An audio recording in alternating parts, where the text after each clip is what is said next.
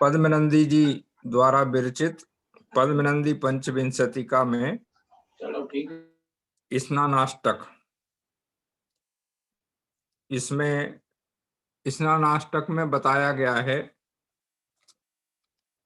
कि आत्मा की शुद्धि के लिए शरीर की शुद्धि से कोई विशेष प्रयोजन नहीं है, और जो रत्नत्रय को छोड़कर मात्र नदी आदि में स्नान करके और ऐसा मान लेते हैं कि हम पवित्र हो गए हैं, उनका इस प्रकार का मानना व्यर्थ है। इन्हीं भावों को लेकर के 8 श्लोकों के माध्यम से मनुष्य के स्नान संबंधी जो लौकिक विचार हैं उनका खंडन किया गया है, और मनुष्य शरीर की पवित्रता किससे है, किससे होती है, इसका इसमें वर्णन है। पहला श्लोक देखिए। सन्माल्यादि यदीय सन्निधि वसात् स्पृशतामाश्रयेत् वेणुमूत्रादिभृतं रसादि घटितं बीभत्सु यत्पूति चे आत्मानं मलिनं करोत्यपि शुचिं सर्वान् शुचीनामिदं संकेतैकगृहं नृणां वपुरपां स्नानात् कथं शुध्यति। यह जो शरीर है वपुः शरीर, ये अपाम स्नानात् जल में स्नान करने से कथम शुद्धयति कैसे शुद्ध हो सकता है, ये प्रश्न उपस्थित किया। अब कैसा है यह शरीर?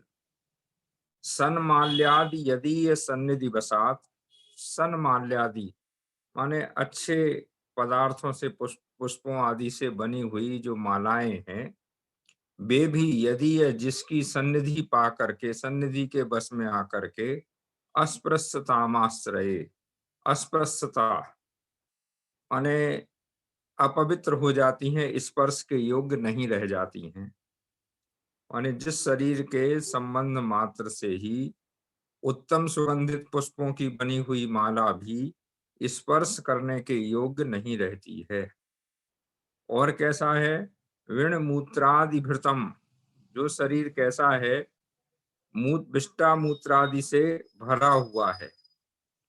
रसादि घटितम, और अनेक प्रकार के रसों से यह जो शरीर है ये भरा हुआ है, बना हुआ है। बीभत्सु, बीभत्सु माने भयानक है, भय उत्पन्न करने वाला है। यत अपूतिम, यत पूतिम चे, और जो कैसा है? दुर्गंध से व्याप्त है, अपवित्रता से युक्त है।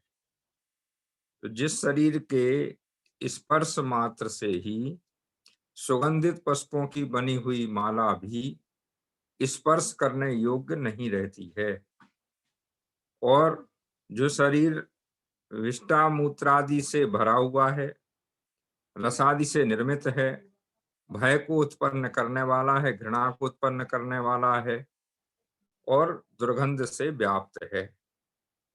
आत्मानं मलिनं करोत्यपि शुचिम, और जो क्या करता है? शरीर अत्यंत पवित्र भी हो तो भी क्या करता है? आत्मानं मलिनं करोति अपि शुचिम, शुचिम माने पवित्र होने पर भी, यह शरीर कितना ही पवित्र हो, पवित्र होने पर भी आत्मा को मलिन करता है।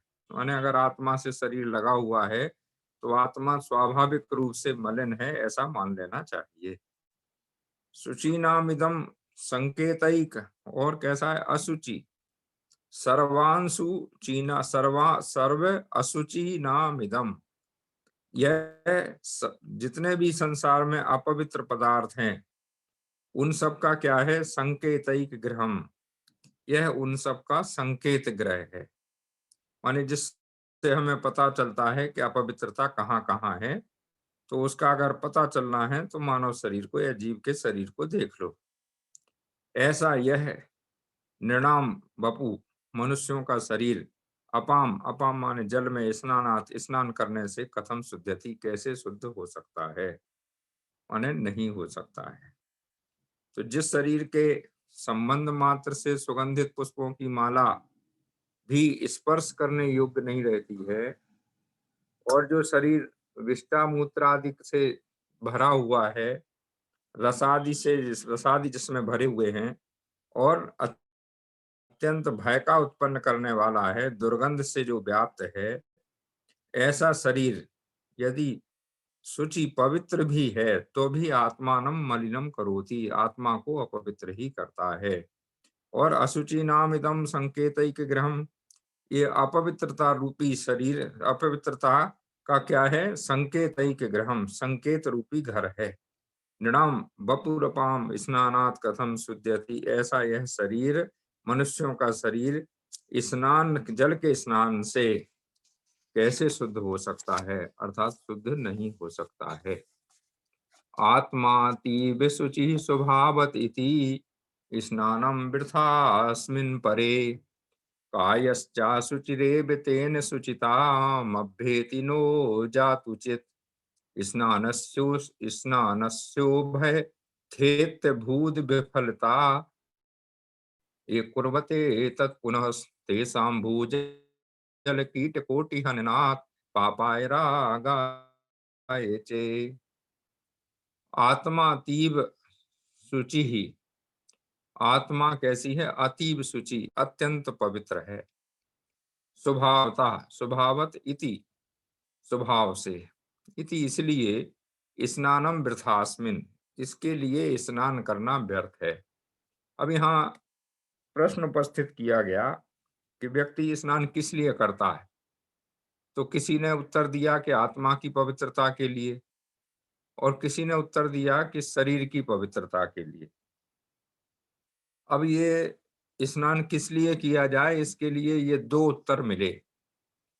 तो आचार्य बड़े समझदार हैं और उन्होंने इन दोनों के उत्तरों की समीक्षा की, दोनों उत्तरों की। तो वो उत्तर में कह रहे हैं कि अगर आप ये कह रहे हैं कि आत्मा की शुद्धि के लिए स्नान करते हैं, तो वो कह रहे हैं आत्मा तीव शुचि स्वभावत इति स्नानम वृथास्मिन। यदि आत्मा स्वभाव से अत्यंत पवित्र है तो इसका स्नान कराना व्यर्थ है, माने फिर इसकी स्नान कराने की कोई आवश्यकता ही नहीं है। तो एक तो इसका खंडन हो गया जो उत्तर दिया।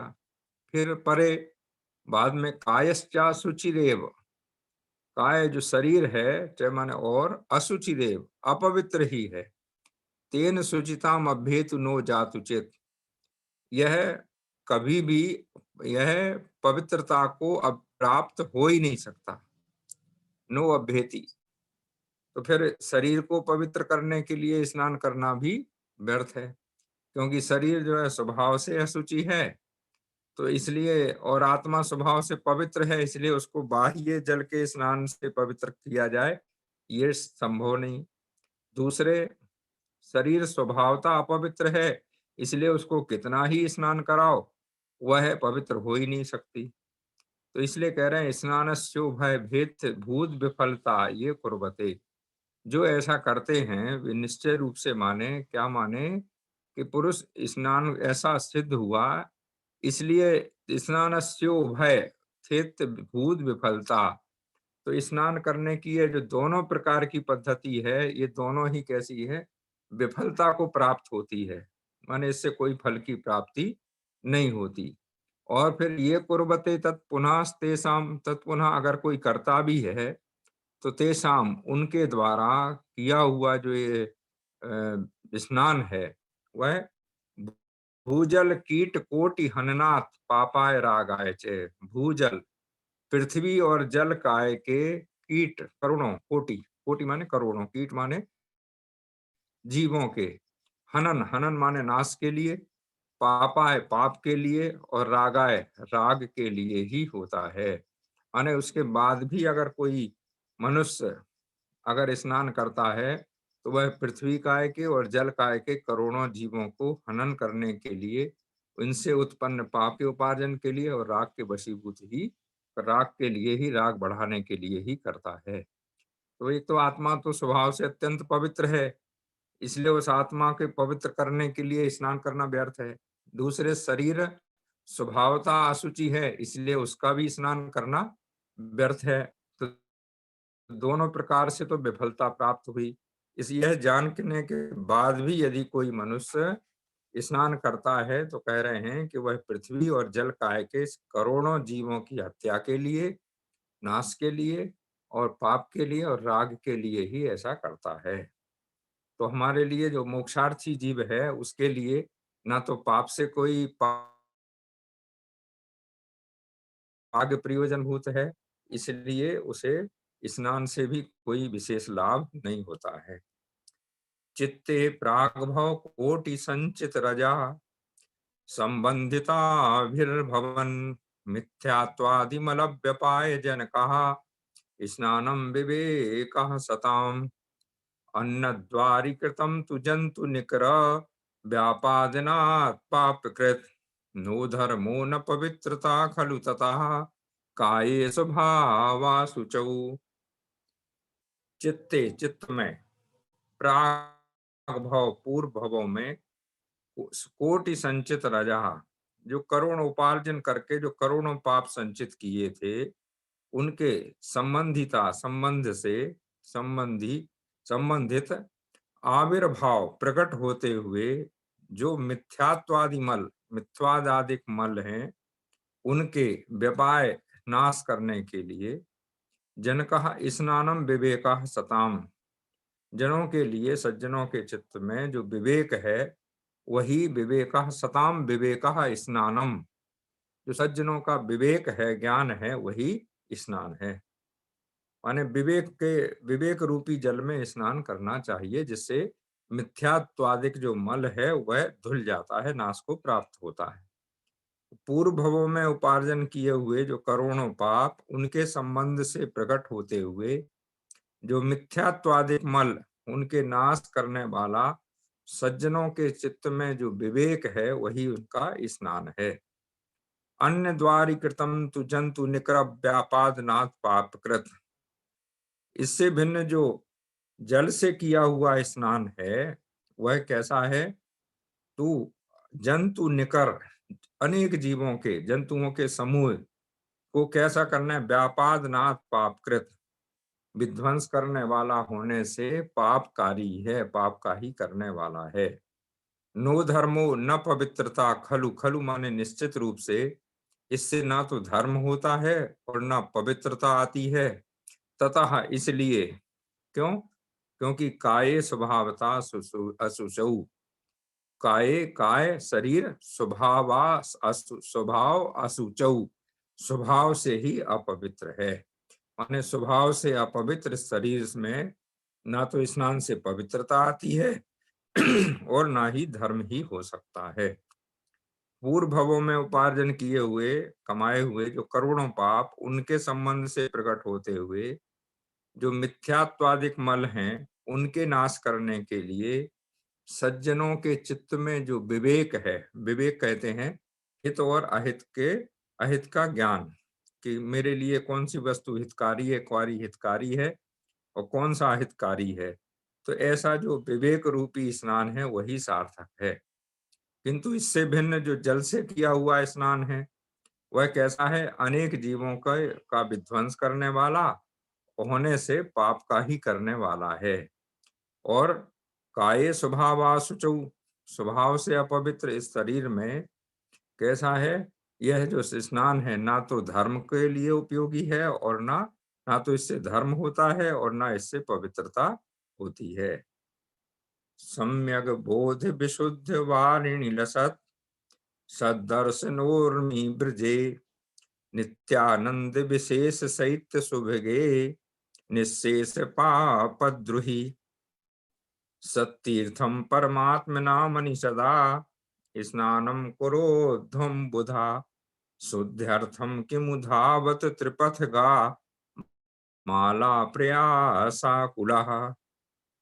सम्यक बोध विशुद्ध वारिणी सम्यक बोध माने सम्यक ज्ञान रूपी अत्यंत विशुद्ध वारिणी माने जल लसत शोभायमान हो रहा है जिसमें सम्यक ज्ञान रूपी अत्यंत निर्मल जल शोभायमान हो रहा है यानी भरा हुआ है। और सदर्शनोर्मी ब्रजे उर्मी उर्मी कहते हैं लहरों के लिए ब्रजे माने चल रही हैं, गमन कर रही हैं। सद्दर्शनो सम्यक दर्शन रूपी, जिसमें सम्यक दर्शन रूपी लहरें चल रही हैं। और कैसी है? नित्यानंद विशेष सहित सुभगे, जो सदा आनंद को देने वाली, विशेष आनंद को देने वाली हैं। कैसी हैं? सहित और सुभग, शीतल भी हैं और मनोहर भी हैं। फिर कैसी हैं?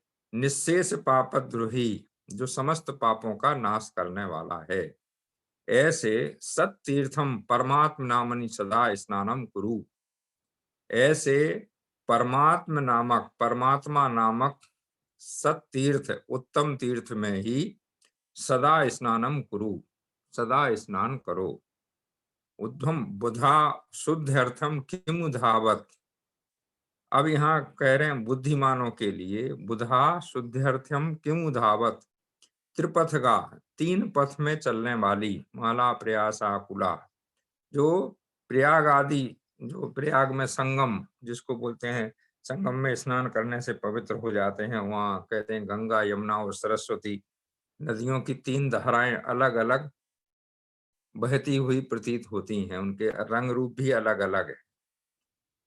तो अनेक प्रकार के प्रयत्नों से व्याकुल होकर शुद्धता के लिए, शुद्ध अर्थम माने शुद्धता के लिए प्रयाग आदि तीर्थों में स्नान करने के लिए जो प्रयास करते हो, आकुल व्याकुल होते हो, तो इस धावते हो, धावत धावत माने दौड़ते फिरते हो, वह कैसा है? किमु, किस लिए? तो कह रहे हैं कि हे भव्य जीव, भो भव्य जीव, जिसमें सम्यक ज्ञान रूपी विशुद्ध जल विद्यमान है, लसत शोभायमान है, जिसमें सम्यक दर्शन रूप तरंगें उठ रही हैं, और जो सदा आनंद को देने वाली हैं, उत्तम शीतलता से युक्त हैं, मनोहर हैं, और समस्त पापों का जो नाश करने वाला है।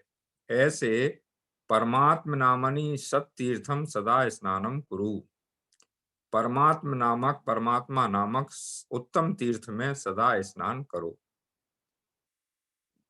अध्वम बुधा, मध्यम बुधा माने मूर्ख जैसे लोगों की तरह, किमु धावत त्रिपथ गा माला प्रयास आकुला, त्रिपथ गा माने जो संगम आदि, गंगा यमुना सरस्वती आदि के संगम जैसी नदियों के लिए प्रयास से आकुल होकर के, किमु धावत क्यों दौड़ते हो, आकुल व्याकुल होकर क्यों दौड़ते हो?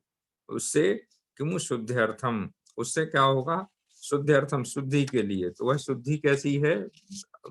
उससे कोई शुद्धि होने वाली नहीं है। अगर कोई शुद्धि हो सकती है तो वह परमात्मा नामक उत्तम तीर्थ में स्नान करने से ही हो सकती है।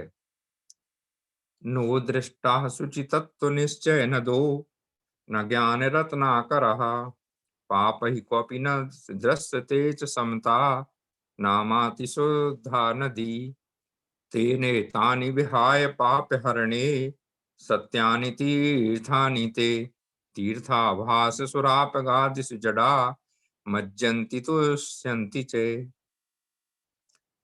नो दृष्टा शुचि तत्व निश्चय न दो, न ज्ञान रत्नाकर, नो दृष्टा जिसने नहीं देखा, शुचि पवित्र, तत्व निश्चय न दो, तत्व निश्चय रूप नद को, तालाब को, जिस मूर्ख व्यक्ति ने अपने किसके कारण? पाप के कारण, कॉपी न दृश्यते नहीं देखा, जिसने पवित्र निश्चय रूपी तालाब को नहीं देखा है, और न ज्ञान रत्नाकर, और न ज्ञान रूपी समुद्र को जिसने दृश्यते देखा है, समता नामाति शुद्धा नदी न, और जिसने समता रूपी शुद्ध नदी को भी नहीं देखा है। अब तीन जगह स्नान करते हैं लोग, या तो तालाब में स्नान करके अपने को पवित्र मानते हैं, या समुद्र में स्नान करके अपने को पवित्र मानते हैं, या नदी में स्नान करके अपने को पवित्र मानते हैं। तो यहाँ कह रहे हैं कि भाई अगर तुम्हें स्नान ही करना था तो पवित्र निश्चय तत्व रूपी निश्चय रूप तालाब में स्नान करते, या ज्ञान रूपी समुद्र में स्नान करते, या समता रूपी शुद्ध नदी में स्नान करते। लेकिन आपके पाप कर्म का उदय था, दुर्भाग्य था कि ना तो आपने वस्तु उत्तम तत्व रूपी निश्चय रूपी नदी में तालाब में स्नान किया, ना ज्ञान रूपी समुद्र पर आपकी नजर पड़ी, दिखाई भी नहीं दिया, और ना कहीं पर आपने कहीं पर भी समता रूपी शुद्ध नदी को भी नहीं देखा है। तेने तानि विहाय, इन सबको छोड़ करके, इसलिए इन सबको छोड़कर पाप हरणे सत्यानि तीर्थानि, इन पवित्र तीर्थों को छोड़कर क्या कह रहे हैं, पाप का हरण करने वाले इन पवित्र तीर्थों को छोड़ करके ते आप तीर्थाभास सुराप गादिशु, तीर्थाभास देने वाली, तीर्थों के समान मालूम पड़ती हैं जिनको लोक में कहते हैं, ऐसे सुराप गादिशु, गंगा आदि तीर्थों में, जल से भरे हुए कुंडों में, जड़ा मज्जति तुष्यंति, चे जड़ा, जड़ा माने मूर्ख, मज्जंती माने स्नान करते हैं, चे माने और, तुष्यंति माने संतुष्ट होते हैं। तो मूर्ख लोगों के लिए क्या स्थिति है कि जिन्होंने अपने पाप तथा दुर्भाग्य की कृपा से पवित्र निश्चय रूपी तालाब को, ना तो पवित्र निश्चय रूपी तालाब को देखा है, ना ज्ञान रूपी समुद्र उनकी नजर में आया है, और उन्होंने कहीं पर भी समता रूपी शुद्ध नदी को भी नहीं देखा है।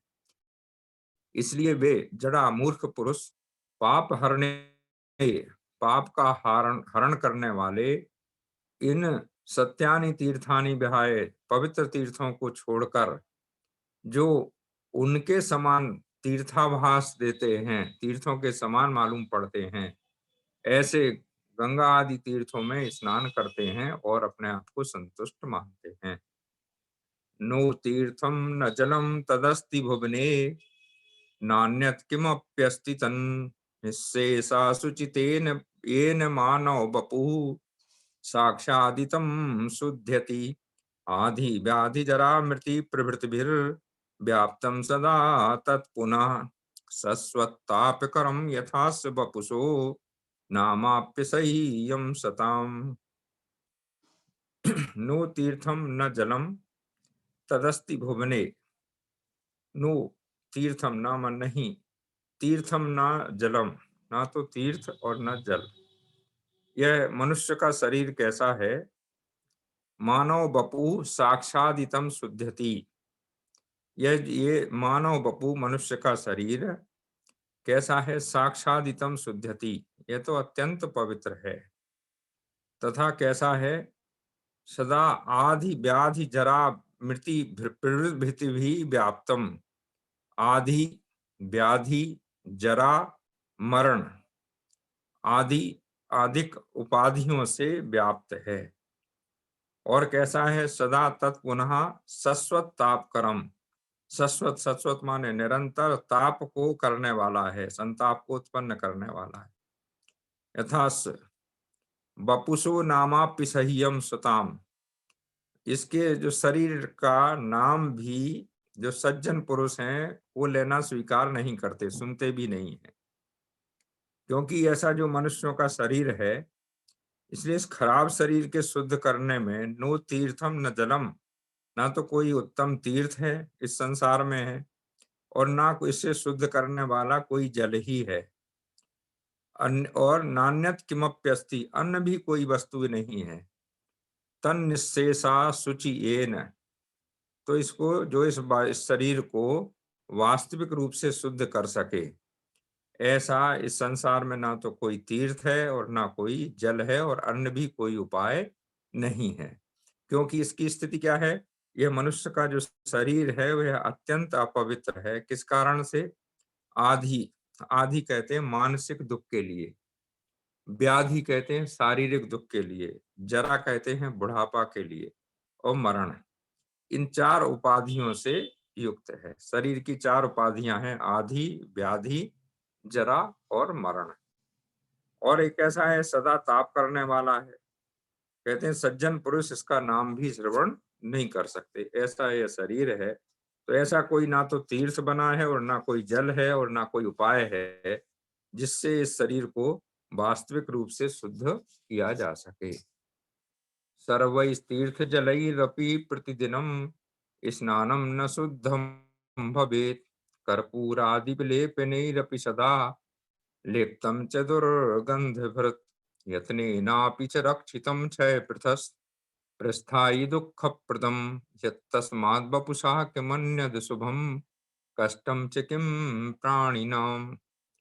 सर्वै तीर्थजलैरपि प्रतिदिनं स्नानं न शुद्धं भवेत्। सभी प्रकार के जितने भी तीर्थ हैं, जिनकी तीर्थ संज्ञा दी गई है, तीर्थ माने कहलाता है वह स्थान जहां से पार हुआ जाता है। तो हमने क्या किया कि नदियों को या पर्वतों को ऐसा मान लिया, और यहाँ चूंकि स्नान का प्रसंग है इसलिए नदियों की बात है, कि जितने भी सभी प्रकार के तीर्थों के जल भी उनमें कोई प्रतिदिन स्नान करे तो ना शुद्धम भवेत, शुद्ध नहीं होता। कर्पूरादि विलेप नहीं रपि सदा लिप्तम च दुर्गंध भृत। और यदि उन पर जो सुगंधित कपूर आदि पदार्थ हैं उनका भी विलेपन किया जाए शरीर के ऊपर, तो कुछ क्षणों के बाद उसमें भी दुर्गंध आने लगती है। तो अत्यंत सुगंधित कपूर आदि पदार्थ भी उनके ऊपर लेप किया जाए तो वह भी कैसा हो जाता है, दुर्गंध से भर जाता है। यत्ने नापि न रक्षितम क्षय पथ प्रस्थाई। जो क्षय के मार्ग पर प्रस्थान कर रहा है, निरंतर चल रहा है, वह यत्न करने पर भी उसकी रक्षा नहीं की जाती है। दुःख प्रदम, यह दुखों को देने वाला है। यत् तस्माद् वपुषा किमन्यत् शुभम कष्टम च किम प्राणिनाम। इसलिए जीवों के लिए यह जो शरीर से अशुभ कोई पदार्थ नहीं है और इससे अधिक कष्ट देने वाला भी संसार में कोई नहीं है। तम भव्या भूरि भवार्चितोदित महा द्रंगमोह सर्पोल्लसन मिथ्या बोध विष प्रसंग विकिला मंदी भवदृष्टया श्रीमत पंकज पंकजनम दिवक्त्र शशिभृत बिंब प्रसूतम परम पीत्वा कर्णपुटै भवन्तु सुखिना स्नानाष्टकाख्यामृतम। तम भव्या, तम इस उसको भव्या भव्य जीव भूरी भवार्चितोर्दित महादृंग, अनेक भवों में, भूरी भूरी माने बहुत अधिक, भव भवों में जिसका अर्जित किया है, जिसका उपार्जन किया है, और जो कैसा है, महाद्रंग मोह सर्पोल्लसन, प्रबल दर्शन मोहिनी मोह रूपी महासर्प, उसके काटने से जो संपूर्ण शरीर में फैला हुआ है। बोध विष प्रसंग विकला, मिथ्यात्व रूपी जो विष है उसके संबंध से जो व्याकुल है, दुखी है। मंदी भवत दृष्टिया, और जिसकी दृष्टि मंद हो चुकी है, जिसका सम्यक दर्शन मंद हो गया है, ऐसे जो मनुष्य हैं। तो पंकज नंदी, अब एक पद्म नंदी जी का नया नाम इसमें पंकज नंदी, क्योंकि पद्म माने कमल और पंकज माने कमल। शैलेश जी ये ध्यान रखना है, पंकज नंदी नाम भी इन्होंने पद्म अपने लिए लिखा है। यह पद्म नंदी आचार्य के शशिभृत बिंब प्रसूतम परम, मुखरूपी चंद्रमा से निकला हुआ जो स्नानाष्टक आख्यामृतम, स्नानाष्टक रूपी अमृत है, उसको परम पीत्वा, पी करके, किससे, कर्णई पुट, कर्ण पुटई, कर्ण पुटों से माने कानों से पी करके, भवंतु सुखिना, सुखी हो, सुखिना भवंतु, सुखी हो। तो कह रहे हैं कि अनेक भवों में जिसका उपार्जन किया गया है, ऐसा जो प्रबल दर्शन मोह रूपी महासर्प, उसके काटने से संपूर्ण शरीर में फैला हुआ जो मिथ्यात्व रूपी विष, उसके संबंध से जो अत्यंत दुखी हैं, जिनका सम्यक दर्शन भी मंदी भवत दृष्टिया, जिनका सम्यक दर्शन मंद हो गया है, ऐसे जो मनुष्य हैं वे श्रीमान पद्मनंदी आचार्य के मुख रूपी चंद्रमा से निकला हुआ जो यह स्नानाष्टक रूपी अमृत है, उसको अपने कानों से पीकर सुखी होवें। अब यहाँ प्रश्न उठता है कि यह जो प्रसंग है स्नान के विषय में, तो जो गृहस्थ हैं, श्रावक हैं, वे स्नान करें कि नहीं करें? तो उनके लिए तो शास्त्र की आज्ञा है कि गृहस्थ को प्रतिदिन सुबह उठ करके स्नान अवश्य करना चाहिए, क्योंकि यह शारीरिक शुद्धि के लिए उनके व्यसन वासनाओं में डूबे रहने के कारण उनको सबसे पहले सुबह क्या करना है, तो सुबह जिन भक्ति करनी है, गुरु भक्ति करनी है, देव शास्त्र गुरु की भक्ति करनी है, इसलिए व्यसन वासनाओं से किसी दूषित हुए शरीर को शुद्ध करना आवश्यक है। इसके लिए इसलिए उन्हें स्नान अवश्य करना चाहिए। और जो साधुओं के प्रसंग में कि साधुओं के लिए स्नान वह मूल गुण माना गया है। 28 मूल गुणों में एक मूल गुण है स्नान। तो वह इसलिए कि वह विषय वासनाओं से परे रहते हैं, इसलिए उनके लिए शरीर शुद्धि की कोई आवश्यकता नहीं है। इसलिए उनके लिए रत्नत्रय रूपी जल में स्नान करना उनका स्नान माना गया है और वही उनका स्नान नामक मूल गुण है, ऐसा यहाँ समझना चाहिए। सभी लोग जिनवाणी स्तुति करें पहले। जावाणी के ज्ञान